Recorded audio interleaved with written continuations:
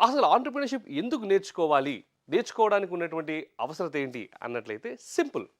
ఇప్పుడు ఏదైనా మనం ఒక మార్గంలో వెళ్ళామనుకోండి. నేను ఒకే మార్గంలో చాలా సార్లు వెళ్ళే ఉంటాను. మీరు ఫస్ట్ టైమ్ ఆ యొక్క పాత్‌లో ఆ యొక్క రూట్‌లో వెళ్తున్నారు.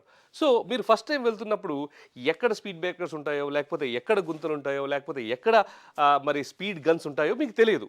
ఆల్రెడీ లేకపోతే మేము ఆ పాత్ క్రాస్ చేసి వచ్చాం కాబట్టి, ఇదిగో ఇక్కడ మీరు స్లోగా వెళ్ళాలి, ఇక్కడ మీరు స్పీడ్ పెంచొచ్చు, ఇక్కడ జాగ్రత్తగా ఉండు అనేటప్పుడు ఒక గైడెన్స్ మాత్రమే. సో, మేము కూడా ఇప్పుడు చేస్తున్నదేంటంటే, అటువంటి గైడెన్స్‌ని మీకిచ్చే ప్రయత్నమే చేస్తున్నాం. ఓకే. సో, ఇంకా అనుకోవచ్చు ఇది నేర్చుకోవాలా? నేర్చుకుంటే ఏమిటి అనంటే, మనందరికీ చాలా ఈ యొక్క ఏమంటారు సినిమా చూసే ఉంటాం గదా! 'The Hulk.' ఇప్పుడు ఒక హల్క్‌ని మనం పక్కన పెట్టాం. రెండోది ఒక బక్కపలిసిన వ్యక్తిని పెట్టాం. ఇద్దరు ఫైట్ చేసుకుంటే ఎవరు గెలుస్తారు? హల్కే గెలుస్తాడు కదా! ఎందుకు? Because he is equipped. He is rightly prepared. So, మనం కూడా ఈ నేర్చుకోవడం ద్వారా ఏం చేస్తున్నామంటే, ఎక్కడెక్కడైతే మనము మరి పడిపోయే, ఎక్కడెక్కడైతే మనం ఫెయిల్ అయ్యే అవకాశాలు ఏదైతే ఉన్నాయో, వాటిని మనం ముందుగానే తెలుసుకొని, ఆ ప్రకారంగా మన యొక్క స్టెప్స్‌ని మనం జాగ్రత్తగా నేర్చుకుంటున్నాం.